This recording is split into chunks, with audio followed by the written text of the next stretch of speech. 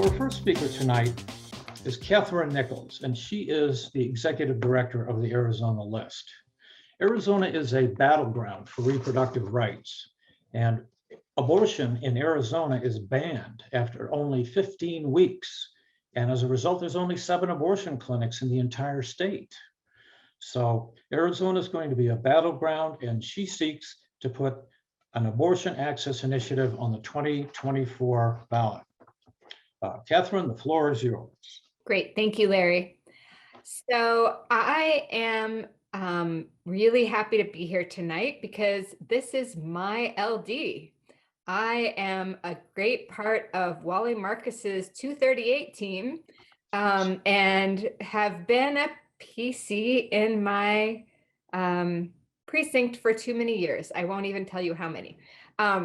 But I'll just say that that I have been LD9 precinct committee person, and before that I was an LD13 precinct committee person, so that means it's been a little while.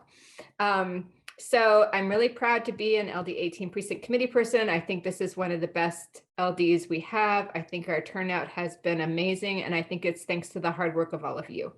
So I want to start with a little bit of background on this initiative. So some of you participated 2 years ago in the heroic effort of the Arizonans for Reproductive Freedom.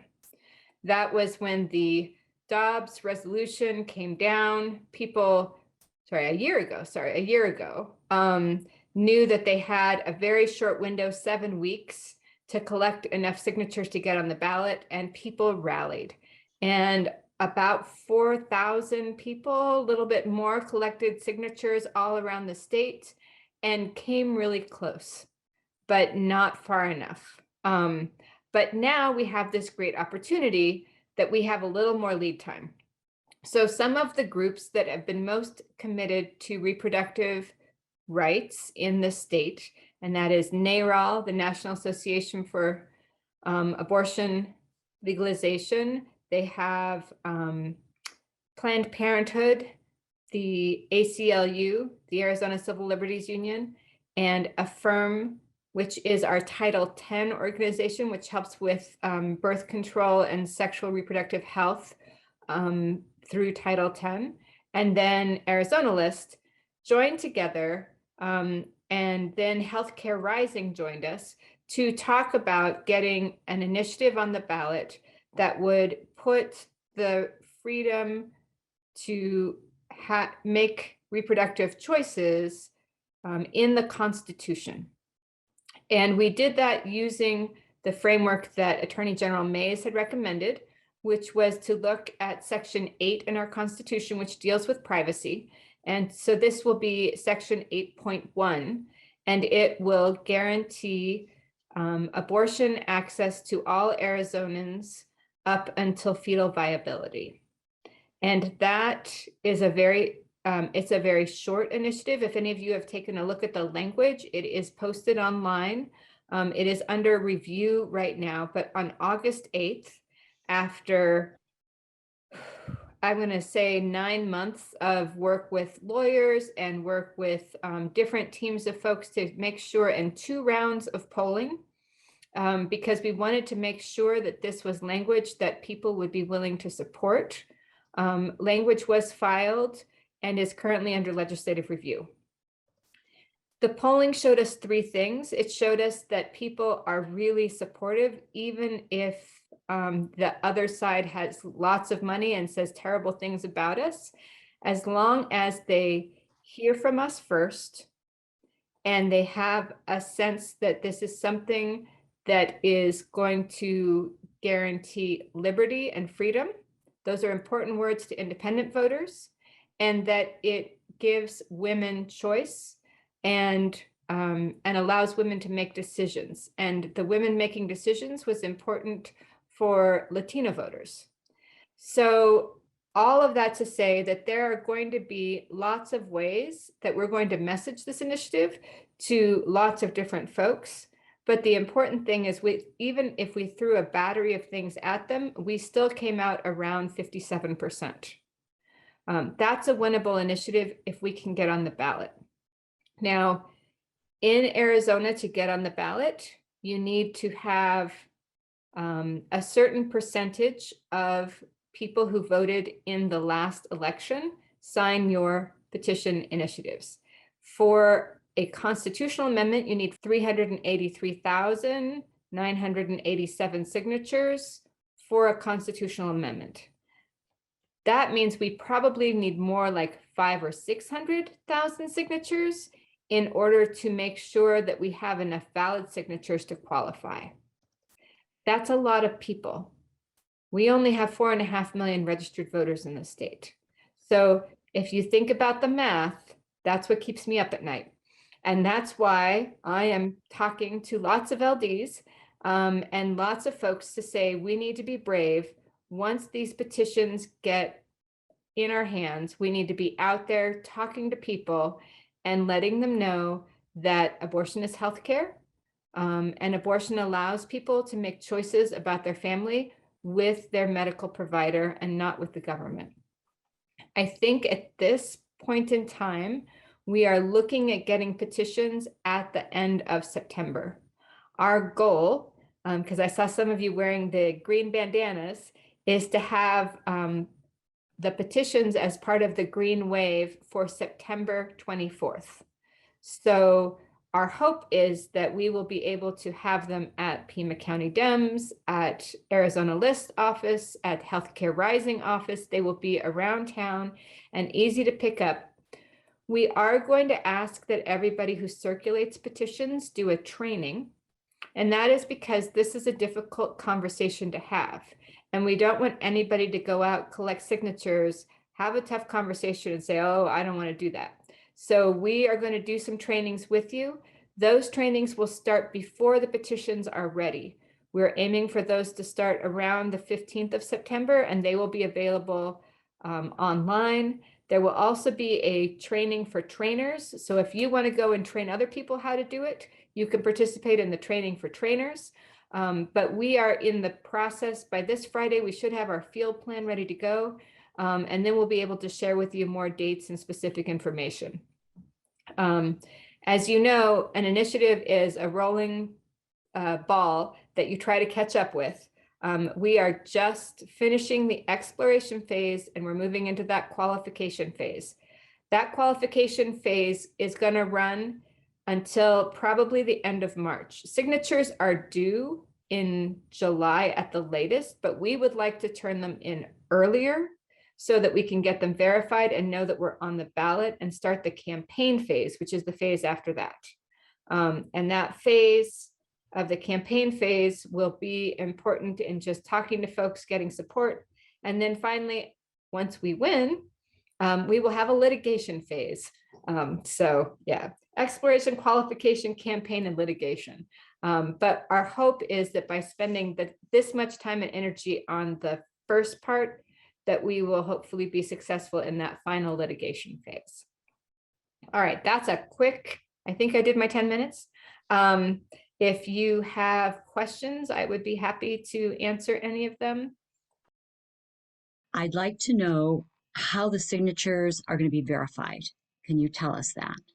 Sure. We actually are having interviews with 2 different companies that are called quality control companies. One is called the outreach team, and another is called eQual, which I think is actually the folks who help do the Secretary of State. But all of the signatures will go to them, and they will actually make sure that we have verified signatures, and they will give us numbers at the end of each week. I have another question. So right now, you're going around and telling the story to as many organizations as you can. Do you need any references? I mean, do you need any of us to let you know if we're involved in an organization to contact you? Yep.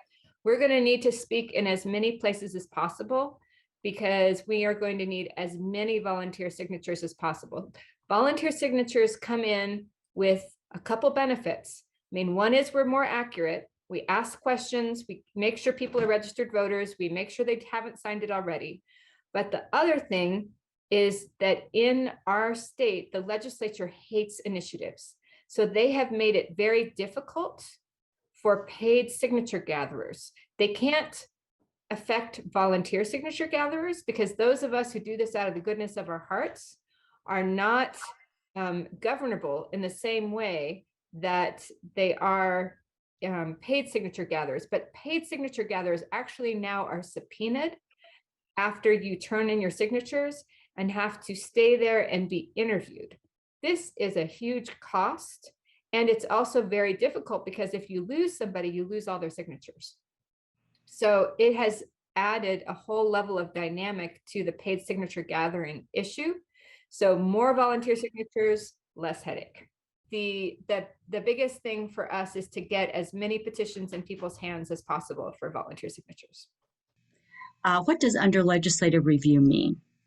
So every ballot initiative that goes on our ballot has to be reviewed by a legislative committee to make sure that it meets some standards like the single subject standard and some other rules and regulations by the legislature. It's a 30-day review. So we submitted it August 8th.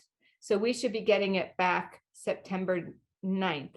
And they may tell us that they have a problem with this word, or legally we need to reframe a certain sentence. So that's what it is.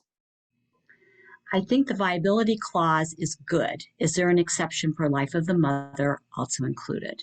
Yes, there is. Does the language specify that this involves privacy between the patient and doctor? Yes, it does. And I believe you can tell us where we can see the language. Yes, once we filed, I believe that both the Sentinel and the Arizona Mirror put the full language in their newspapers or their online papers. So if you look at the articles about it, but I can also send it to Larry and he can share it with you. Has access to contraception been included in the language? Unfortunately, not because of our single subject rule. We are not allowed to have initiatives that touch two different subjects. So it just deals with abortion. How can I get involved? So we have a place on our arizonalist.org site where you can sign up if you want to be a petition gatherer. If you look on our site, it's got an abortion access, Arizona for Abortion Access link, and you can sign up there. There is also an Arizona for Abortion Access.org website that you can sign up. It doesn't have yet a place to sign up if you want to be a signature gatherer. So I would say sign up on ours because we also ask you some questions. Especially what we're going to need is a lot of notaries because every petition when it's turned in has to be notarized. So we have been sending out just today information to anyone who has requested about how to become a notary, because that's something that we can all do in advance to get ready for it. Thank you. Will there be a written summary, such as in a flyer that we can share with other people and groups? Yes, that should be ready, and that will be with you when you have when you get your petitions, but it will also be available to share with groups. What happens if someone signs twice? How does that affect the petition? Right. So if when they're doing the verification, they find two of the same signatures, it will only be counted once. Okay. How do we contact you? You can just write the info@arizonalist.org and it gets to me, or yeah, that's probably the easiest. Or you can write Larry and he has my email. How will we be able to sign up for trainings for signature gathering? So if you sign up on our website, you can, to be a signature gatherer, we will inform you about the trainings because everyone who gathers will have to get trained. Please clarify, are signatures of only those who voted in the last governor's race? No, the number of signatures that we need is based on who voted in the last gubernatorial race, but any registered voter in the state of Arizona can sign a petition. Now there's two qualifications on that. Petitions have a county at the top. So you must sign a petition for your correct county. And the second is that, that you can only sign once. obviously, but sometimes people forget, like you sign in September and then you don't remember in January. This is the other reason that while we have 7 months to collect signatures, we're really hoping that we can collect them all by March so that we have less of those duplicates. One last thing as I'm leaving, and that is that the next person to speak, oh, my light just went really weird, is Laura Conover. And I am so pleased because the reason that we have access right now to 15 weeks is because of Laura. So this is a nice segue. It is because of her legal battle in defending against Brnovich, who wanted to move us back to the territorial ban, that we have any rights at all in this state. So I'm really pleased that she's going to have an opportunity to speak next. Thank you, Kathy. All right, thank you, everybody.